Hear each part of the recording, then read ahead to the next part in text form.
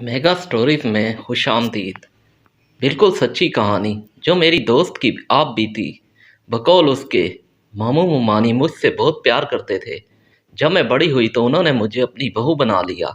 इमरान उनका अकलौता और लाडला बेटा था। तालीम मुकम्मल होने के बाद ही वो अच्छे ओहदे पर फाइज हो गया। उन दिनों मामू जान की काफ़ी जान पहचान थी।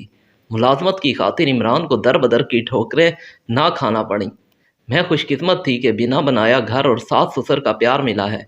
इमरान भी मुझसे बहुत प्यार करते थे, मेरा बहुत ख्याल रखते थे। शादी के बाद खुश खुरम ज़िंदगी गुजर रही थी। जबकि मेके की याद सताती तो इमरान मेके ले जाते। मुझ पर किसी किस्म की कोई पाबंदी ना थी। उन दिनों घर की खुशियों में मैं मगन थी। अल्लाह ने दो बेटियों से नवाजा। अब हुमानी के दिल में पोते की आरज़ू थी। बाल आखिर अल्लाह ने बड़ी मिन्नतों और मुरादों से बेटे से भी नवाजा। जिन दिनों अली पैदा हुआ मुझे हॉस्पिटल में दाखिल होना पड़ा। वहाँ पर एक नर्स सानिया मेरा बहुत ख्याल रखती थी। यूँ मेरी उससे दोस्ती हो गई। अली की पैदाइश पर हमने बहुत खुशी मनाई, मिठाई बांटी। इमरान ने सब नर्स को पैसे दिए। मैंने कहा कि सानिया ने मेरी बड़ी खिदमत की है, उसको सिर्फ टिप नहीं और भी देना चाहिए। मैं चाहती हूँ इसे अच्छा सा जोड़ा दूँ। इमरान ने जोड़ा ला दिया। मैंने उसे जोड़ा देते हुए कहा, यह खुशी का मौका है इसलिए दे रही हूँ। इमरान से कहकर ख़ास तुम्हारे लिए मंगवाया है। वो बोली, मैं यहाँ हॉस्पिटल में नहीं ले सकती। हाँ, जब तुम घर आ जाओ फिर ले लूँगी। हॉस्पिटल से छुट्टी होने पर मैंने सानिया को अपने घर का रास्ता बता दिया कि जब मर्ज़ी हो आ जाना और अपना तोहफ़ा ले जाना। मेरे हॉस्पिटल से घर जाने के बाद एक माह गुजर गया। सानिया घर आई, मैंने खातिर तवाज़ो की, जोड़ा भी दिया। वो बहुत खुश हुई और बोली, मुझे बहन बना लो। मेरी कोई बहन नहीं है, इस रिश्ते की हसरत है। मेरी भी कोई बहन नहीं थी। मैंने जवाब दिया, आज से तुम मेरी बहन हो। अब वो छुट्टी के बाद अक्सर आने लगी। कहने लगी, वीकेंड के बाद बहुत तन्हा महसूस करती हूँ। घर गांव में है, यहाँ हॉस्टल में रहती हूँ। हॉस्टल फिर हॉस्टल होता है। इंसान बहुत इंसानों के दरमियान भी तन्हा होता है। तुम्हारा ये घर आकर मुझे घर जैसा सुकून और खुशी मिल जाती है। तो हॉस्टल में हफ्ता अच्छा गुजर जाता है। मैं सानिया के लिए ख़ास तौर पर खाने तैयार करवाती। जिस रोज़ ना आती कमी सी महसूस होती। कुछ दिनों से वो नहीं आ रही थी। एक दिन मैंने इमरान से कहा, ज़रा पता तो करें सानिया क्यों नहीं आ रही। उन्होंने हॉस्पिटल जाकर मालूम किया तो वो आ गई। कहने लगी कि नसरीन, मसला ये है कि तुम्हारा घर मेरे हॉस्टल से काफ़ी दूर है। मुझे टैक्सी पर आना पड़ता है, किराया भी काफ़ी देना पड़ता है। तब भी जल्द जल्द आने से कासिर हूँ। मैंने उसे कहा, जिस दिन आना हो तुम फ़ोन कर देना, मैं इमरान के ज़िम्मे लगा दूंगी तुम्हें ले आए। फिर हर वीकेंड पर वो फ़ोन करती, मैं इमरान की मिन्नत से माजत करती तो अपनी गाड़ी में उसे ले आते। लेकिन मुझे नहीं पता था कि यही लड़की जिसको मैंने अपनी बहन बनाया है वो मेरा घर उजाड़ देगी। एक दिन सानिया ने बताया कि उसके वालिदैन गांव से आ रहे हैं। माँ के पित्ते में पथरी है, उनका चेकअप करवाना है और वालिद का चेकअप भी होना है। वो कुछ परेशान लग रही थी। क्या परेशानी है, मैंने इसरार किया, मुझे बताओ। तो वो कहने लगी, तुम जानती हो मैं हॉस्टल रहती हूँ और उन्हें वहाँ ठहरा नहीं सकती, लिहाजा अब वो हॉस्पिटल में ठहरेंगे, यही परेशानी है। मैंने कहा, इसमें परेशान होने वाली क्या बात है, इनको हमारे घर ले आओ, ये भी उन्हीं का घर है, तुम मेरी बहन जो हो। अगले दिन उसका फ़ोन आया, भाई इमरान को कहो कि मेरे वालिदैन को लारी अड्डे से ले आए। मैंने इमरान से कहा। उन्होंने मुंह बनाया, दफ्तर से कैसे लारी अड्डे जाऊंगा, मुझे 100 काम होते हैं। मैंने फिर मिन्नत समाजत की कि बस आज चले जाओ, फिर ना कहूँगी। लो खुद सानिया से बात करो, और फ़ोन उनको दे दिया। उन्होंने बात की। सानिया ने लारी अड्डे और लारी का नंबर बता दिया। ये अनदेखे मेहमानों को लेने चले गए। 3 घंटे बाद वापस आए तो सानिया के वालिद हमरा थे। गांव से वालदा नहीं आई थी। इमरान ने बुजुर्ग को रूम में बिठा दिया। थोड़ी देर तक मेज़बानी के पेशे नज़र खुद साथ बैठे रहे, चाय वगैरह दी और फिर ऑफिस चले गए। शाम को लौटे तो अकेले नहीं थे, सानिया भी साथ थी। खाने पीने के सामान से भरे हुए कुछ शॉपर भी थे। बताया कि सानिया ने अपने वालिद के लिए सामान ख़रीदा है। खैर, हमसे जो हुआ हमने किया। 3 रोज़ सानिया के अब्बू ने हमारे घर क़याम किया। सानिया भी साथ रही। हमने भी खुशी खुशी उनकी मेहमान नवाजी की। जाते हुए बुज़ुर्ग अपने गांव आने की दावत भी दे गए। कभी जब शहर आना होता तो सानिया के अब्बू हमारे घर आके ठहरते।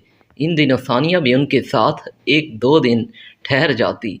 मेरा शौहर सानिया के वालिद से नज़दीक हो गए थे, क्योंकि वो अपना पीरी मुरीदी का सिलसिला बताते थे। उनकी पीरी मुरीदी भी चल रही थी। मैं हर चीज़ से बेनियाज घर और बच्चों में मगन थी। लाहौर से कभी मामू उमानी मिलने आ जाते थे। उन लोगों का तज़किरा کبھی نہ کیا تھا۔ یہ کیا پوچھیں گے کہ کون ہیں، کیوں آئے ہیں؟ ایک دن ماموں آ گئے اور بیٹھک میں شخص کو بیٹھے دیکھا۔ انہوں نے پوچھا آپ کون ہیں اور کس لیے آئے ہیں؟ انہوں نے کہا میں آپ کی بہو کی منہ بولی بہن کا باپ ہوں اور آپ کے بیٹے عمران سے ملنے آتا رہتا ہوں۔ ماموں جہاں دیدہ شخص تھے کہنے لگے وہ گھر پر نہیں ہے، لہٰذا آپ اس وقت چلے جائیں، جب گھر پر ہوگا تب آنا۔ عمران کی غیر موجودگی میں آپ کا یوں روم میں بیٹھنا مناسب نہیں۔ ماموں نے آ کر مجھے بتایا کہ میں نے اس آدمی کو چلتا کر دیا ہے، وہ ٹھیک بندہ نہیں لگ رہا تھا۔ میں نے کہا ماموں یہ آپ نے کیا غضب کر دیا ہے؟ بزرگ کی عمران سے عقیدت مندانہ مناسبت ہے، عمران ناراض ہوں گے، وہ گاؤں سے آیا تھا، کیوں نہ بیٹھنے دیا؟ تم نہ سمجھ ہو، زمانے کو نہیں جانتی، ایسے لوگ غلط قسم کے ہوتے ہیں، آئندہ یہ آئے تو اسے گھر کے اندر نہ بٹھانا۔ ابھی یہ بات کر رہے تھے کہ ثانیہ بھی عمران کی گاڑی میں آ گئی، ابو نے فون کیا تھا، وہ آ چکے ہیں۔ میں نے بھی فوراً عمران بھائی کو فون کر دیا کہ وہ مجھے اپنی گاڑی میں لیتے آئیں۔ آج بھی پھل فروٹ کا سامان عمران لائے۔ ثانیہ کو دیکھ کر ماموں کے ماتھے پر سلاٹیں نظر آئیں۔ دوسرے کمرے میں بلا کر کہا یہ لڑکی صحیح نہیں ہے، فوراً اس سے تعلقات ختم کرو ورنہ پچھتاؤ گی۔ ماموں کا یہ رویہ مجھے برا لگا، مگر میں احترام کی وجہ سے خاموش رہی۔ ثانیہ کے جانے کے بعد ماموں نے عمران کی خوب درگت لی۔ میاں دفتر سے یوں آنے کی کیا ضرورت تھی؟ ان لوگوں سے تعلقات ختم کرو اور اپنے کام سے کام رکھو۔ 2 دن رہ کر ماموں تو چلے گئے، لیکن میں نے ثانیہ سے تعلقات ختم نہ کیے، بلکہ معذرت کی کہ ماموں کو کچھ معلوم نہیں تھا اور وہ دوسرے شہر میں رہتے ہیں۔ اگر تم لوگوں کو ان کی کوئی بات بری لگی ہو تو درگزر کر دینا۔ ایک روز ثانیہ کے والدین آئے اور کہا کہ ہماری بیٹی اکثر ہوٹل کا کھانا کھا کر بیمار رہنے لگی ہے، اگر آپ رہنے کے لیے گھر کا ایک کمرہ دے دیں تو یہ اپنا خرچہ خود اٹھا لے گی۔ میں نے کہا آپ فکر نہ کریں، جو دال روٹی ہم کھاتے ہیں یہ بھی کھا لے گی، ایک آدمی کے اضافے سے کیا فرق پڑتا ہے؟ میں اوپر کا ایک کمرہ رہنے کے لیے ثانیہ کو دے دوں گی، یہ میری بہن ہے، اس کے رہنے سے خوشی ہوگی۔ بہن بنایا ہے تو اتنا تو کر سکتی ہوں، بہن بنانے کا فائدہ کیا؟ اگلے دن ثانیہ سامان لے کر گھر آ گئی۔ اوپر کمرے کے علاوہ باتھ روم اور سٹور بھی تھے جس کو کچن کے طور پر استعمال کیا جاتا تھا، لیکن میں نے اسے کھانا بنانے سے روک دیا۔ جب وہ آ جاتی تو پکا ہوتا، ہمارے ساتھ بیٹھ کر کھا لیتی۔ جو کمرہ اسے دیا تھا اس کی پچھلی دیوار ہمسایوں کی دیوار سے ملی ہوئی تھی، سامنے چھت کا حصہ کھلا تھا۔ ثانیہ کو کمرہ بہت پسند آیا۔ ایک دن وہ سارا سامان جمع کر کے اگلے روز ڈیوٹی پر جانے لگی۔ عمران صبح 8 بجے آفس چلے جاتے، یہ بھی ان کے گھر نکلنے سے 15 منٹ پہلے نکل جاتی تھی۔ کچھ دن بعد عمران دیر سے گھر آنے لگے تو میں پریشان ہو گئی۔ عمران نے بتایا کہ آفس میں کچھ کام زیادہ ہے، پریشان نہ ہوا کریں، چند دن کی بات ہے۔ میں مطمئن ہو گئی۔ ہمارے گھر آ جانے کے بعد ثانیہ میرے بچوں کے ساتھ کھیلتی، ان پر توجہ دیتی تھی۔ چھٹی کے دن بھی تمام دن اسی کے پاس گھسے رہتے، جس کی وجہ سے وہ بہت مانوس ہو گئے۔ جب وہ ڈیوٹی سے واپس آتی تو بات سن کر وہ اس کی جانب دوڑ پڑتے۔ میں سوچتی کہ شاید یہ میرے بچوں کو اتنا پیار اس لیے دیتی ہے کہ ہم خوش رہیں اور مزید اس کو گھر میں رہنے دیں۔ مجھے صبح سویرے اٹھنا پڑتا، لہذا نیند بھی جلدی آ جاتی تھی۔ ان دنوں عجیب کیفیت تھی، رات کا کھانا کھاتے ہی بستر پر لیٹ جاتی اور گہری نیند سو جاتی۔ جب کوئی بچہ وغیرہ جاگ رہا ہوتا تو ثانیہ اس کو دودھ وغیرہ دے کر سلا دیتی۔ عمران کو گھر آنے میں دیر ہو جاتی تو انہیں کھانا بھی دے دیتی۔ اب وہ ہمارے گھریلو مسائل بھی شیئر کرنے لگی تھی۔ اور ایک بات قابل غور تھی کہ جب میں پہلے اٹھتی تو تازہ دم ہوتی، لیکن اب اٹھتے ہی سر میں ہلکا سا بھاری پن محسوس ہوتا۔ عمران کو بتایا تو کہنے لگا کہ دن بھر کام سے تھک جاتی ہوں گی، اس لیے ایسا ہوتا ہے، لیکن فکر کی کوئی بات نہیں، سکون کی گولیاں وغیرہ لے کر سو جایا کرو۔ دن رات ایسے ہی گزر رہے تھے۔ ایک دن اچانک میری پڑوسن مجھ سے ملنے آئی، باتوں باتوں میں بولی نسرین، جب سے تم اور تمہارا شوہر چھت پر سونے گئی ہو میری تو نیند خراب ہونے لگی ہے۔ میں نے پوچھا وہ کیسے؟ تو وہ بولی ہمارا پلنگ تمہاری دیوار کے ساتھ ہی ہے، تم لوگ رات بھر جاگتے ہو اور باتیں کرتے رہتے ہو، اور میرے میاں کہتے ہیں سنو ان دونوں میاں بیوی میں کتنا پیار ہے، رات بھر خود جاگتے ہیں اور ہمیں بھی جگاتے ہیں۔ میں پڑوسن کی بات سن کر دم بخود رہ گئی۔ میں نے وضاحت کی کہ جب سے ہم اس مکان میں آئے میرے شوہر اوپر جا کر نہیں سوئے، وہاں ہماری ایک مہمان رہتی ہے، وہ بولی اگر یہ بات سچ ہے تو تم اپنے میاں اور سہیلی کی نگرانی کرو۔ وہ یہ کہہ کر چلی گئی، لیکن میرے دل کا سکون چین لوٹ کر لے گئی۔ اس رات میں نے کھانا نہ کھایا، لیکن ظاہر یہی کیا کہ کھانا کھا لیا ہے۔ کھانا اپنے کمرے میں لے گئی اور کھڑکی سے باہر پھینک دیا کہ کسی کتے بلی کا پیٹ بھر جائے اور وہ دعا دے گا۔ کھانا اس خیال سے نہ کھایا کہ کھانے کے بعد نیند کا غلبہ ہو جائے گا اور میں ثانیہ کی نگرانی نہیں کر پاؤں گی۔ وقت مقررہ پر ثانیہ میرے بچوں کے ساتھ کھیلی، وہ بہت توجہ دیتی تھی۔ میں اپنے وقت پر لیٹ کر سو گئی۔ رات 12 بجے جب عمران کو بھی یقین ہو گیا کہ میں سو رہی ہوں تو وہ دبے قدموں سے اٹھ کر اوپر چلے گئے۔ تھوڑی دیر بعد میں بھی ان کے پیچھے دبے پاؤں چلی گئی۔ دروازہ بند کیا ہوا تھا، ہینڈل پر ہاتھ رکھا تو وہ کھل گیا۔ کمرے میں چھوٹا بلب جل رہا تھا۔ ہلکے اندھیرے میں مجھے اپنے میاں کا جوتا نظر آ گیا۔ میں نے اٹھا لیا۔ اس سے پہلے کہ وہ سنبھلتے میں نے جوتا اٹھا کر ثانیہ کو مارنا شروع کر دیا۔ عمران نے مجھے پکڑا اور کہنے لگے بس کرو، کیا دیوانی ہو گئی ہو؟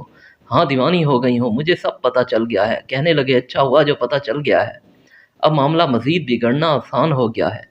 نیچے چلو، وہاں بیٹھ کر بات کرتے ہیں۔ وہ مجھے گھسیٹتے ہوئے نیچے لائے اور میرے منہ پر ہاتھ رکھ دیا کہ شور مت کرنا ورنہ بہت برا ہوگا۔ تھوڑی دیر بعد ثانیہ بھی نیچے آ گئی۔ میرے منہ میں جو آ رہا تھا میں بک رہی تھی۔ عمران نے کہا کہ جھگڑے سے بات بگڑے گی اور نقصان تمہارا ہوگا، اس لیے خود کو سنبھالو۔ ثانیہ میری ہونے والی دوسری بیوی ہے، ہم شادی کر رہے ہیں۔ اگر تمہیں اس گھر میں رہنا ہے تو مجھے ثانیہ کے ساتھ شادی کرنے کی اجازت دے دو۔ میں نے کہا جس نے بہن بنا کر دھوکہ دیا ہے اس سے شادی کی اجازت مانگ رہے ہو؟ ہرگز نہیں۔ احسان فراموش کم ذات میرے گھر میں رہی اور میرے ہی سکون میں ڈاکہ ڈالا۔ میں اس کے ساتھ شادی کی اجازت نہیں دوں گی اور نہ مزید اس کو اپنے گھر رہنے کی اجازت دوں گی، بلکہ اس کو جوتے ماروں گی۔ پہلے سہیلی پھر بہن بن کر گھر میں گھس گئی اور اب دھوکہ دے رہی تھی، بے وقوف بنا رہی تھی۔ میری باتیں سن کر ثانیہ کہنے لگی بے وقوف تو تم ہو، پہلے دن سے ہمارا سلسلہ ہاسپٹل سے چل رہا تھا، تم نے ہی ہوش کے ناخن نہ لیے تو ہمارا کیا قصور ہے؟ نکل جاؤ میرے گھر سے، یہ گھر اور یہ بچے میرے ہیں، یہ نہیں نکلیں گے، تم جاؤ گی۔ عمران نے مجھے کہا کہ خیر چاہتی ہو تو چپ ہو جاؤ، یہ چیخو پکار بند کرو ورنہ پڑوسی آ جائیں گے۔ آ جائیں پڑوسی، ویسے بھی ان سب کو تمہارے کرتوت معلوم ہے۔ ثانیہ نے کچھ کہنے کی کوشش کی مگر میں نے اسے بولنے کا موقع تک نہ دیا، بلکہ گالیوں سے نوازتی رہی۔ تب عمران نے کہا بس چپ ہو جاؤ، تم نے بہت بول لیا، اب اس کی بھی سنو کیا کہنا چاہ رہی ہے۔ وہ میری بجائے عمران کو مخاطب کر کے کہنے لگی بس بہت ہو گیا، میں تمہارے ساتھ تب ہی رہوں گی جب تم اسے طلاق دو گے۔ یہ سن کر میں آپے سے باہر ہو گئی، اس کے بال پکڑنے لگی تو عمران نے مجھے مضبوطی سے پکڑ لیا اور سختی سے کہا دیکھو نسرین، اب بس کرو، اب میں ویسا ہی کروں گا جیسے ثانیہ کہہ رہی ہے۔ میں نے کہا میں صبح میکے چلی جاؤں گی، امی ابو کو لے کر آؤں گی، پھر دیکھتی ہوں کہ یہ رہتی ہے یا میں۔ صبح جب میں اپنے میکے جانے کے لیے تیار ہونے لگی تو یہ دونوں میرے پاس آ گئے۔ عمران نے کہا تم نہ جاؤ ورنہ پچھتاؤ گی۔ مجھے روکنے کی ہر ممکن کوشش کی لیکن میں نہ رکی تو کہا اچھا ٹھیک ہے، بچے تمہارے ساتھ نہیں جائیں گے۔ میں یہی سوچ رہی تھی کہ امی ابو کو لے کر کل ہی آ جاؤں۔ امی ابو ماموں کے گھر آئے۔ ماموں جو میرے سسر تھے کہا کیا میں نے تم کو نہیں کہا تھا کہ یہ لوگ ٹھیک نہیں ہیں، ان کو گھر میں گھسنے مت دو؟ تم نے میرے کہے کو اہمیت نہ دی اور پھر وہی ہوا جس کا اندیشہ تھا۔ امی ابو ساس سسر کے ہمراہ مجھے لے کر کراچی آئے تو مکان کو تالا لگا ہوا تھا۔ ہمسائے نے کہا کہ وہ بچوں کو لے کر ساتھ گئے تو ابھی تک نہ لوٹے۔ ماموں نے گھر کا تالا توڑا اور ہم گھر میں بیٹھ کر ان کا انتظار کرنے لگے۔ انتظار بیکار تھا، وہ نہیں آئے، نہ جانے بچوں کو کہاں چھپا دیا تھا۔ ہم واپس لاہور آئے تو عمران لاہور آئے ہوئے تھے، بچے ساتھ نہ تھے۔ ماموں نے کافی سمجھایا، اس وقت سر جھکا کر سنتے رہے۔ اگلے دن صبح جب سب سو رہے تھے تو چلے گئے۔ ماموں نے مجھے تسلی دی بیٹی فی الحال ہمارے پاس رہو، میں کراچی جا کر خود حالات کا جائزہ لیتا ہوں، ابھی اس کے سر پر اس عورت کا بھوت سوار ہے، میں اس کو راہ راست پر لے کر آؤں گا۔ امی ابو کہنے لگے جب تک راہ راست پر نہیں آتا یہ ہمارے ساتھ رہے گی۔ والد مجھے اپنے ساتھ گھر لے آئے۔ میں والدین کے ساتھ گھر واپس تو آ گئی مگر غم سے برا حال تھا۔ بچے یاد آ رہے تھے۔ ایک ماہ بمشکل تمام ہوا کہ عمران کی جانب سے طلاق کے کاغذات آ گئے۔ اس اچانک صدمے سے میں بے ہوش ہو کر گر گئی۔ اب کیا باقی رہ گیا تھا؟ امیدیں خاک میں مل گئیں۔ اب عمران نے ثانیہ سے شادی کر لی۔ میں نے سسک کر 5 سال گزار دیے۔ جب بھی بچوں کے بارے میں بات کرتی جواب یہی آتا کہ بچے میرے پاس رہیں گے، نسرین کا ان سے واسطہ نہیں، وہ خود گھر چھوڑ کر گئی تھی۔ آخر کار والد صاحب نے زبردستی میرا نکاح دوست کے بیٹے سے کر دیا۔ میرا دوسرا خاوند میرا دکھ حال جانتا تھا، وہ میرا بہت خیال رکھتا، مجھے خوش رکھنے کی کوشش کرتا، لیکن خوشی جیسے دل سے روٹ گئی تھی۔ جب بچوں کی یاد آتی بے موت مرنے لگتی۔ دوسرے خاوند نے کبھی کوئی تکلیف نہ دی، مگر یہ بھی یہی چاہتے تھے کہ میں بچوں سے نہ ملوں اور نہ وہ میرے پاس آئیں۔ اب ثانیہ کے 2 بچے ہو گئے ہیں، وہ میرا آشیانہ اجاڑ کر بہت خوش ہے۔ اپنے دوسرے شوہر سے بھی اپنے بچوں کی یادیں ایسے چھپاتی ہوں جیسے کوئی گناہ گار اپنے گناہ چھپاتا ہے۔ اللہ ایسے عذاب کسی پر نہ لائے۔ جب تک جیوں گی اپنے بچوں کی یادوں میں سلگتی رہوں گی۔ اللہ ثانیہ جیسی سہیلی دوست سے ہر عورت کو بچائے۔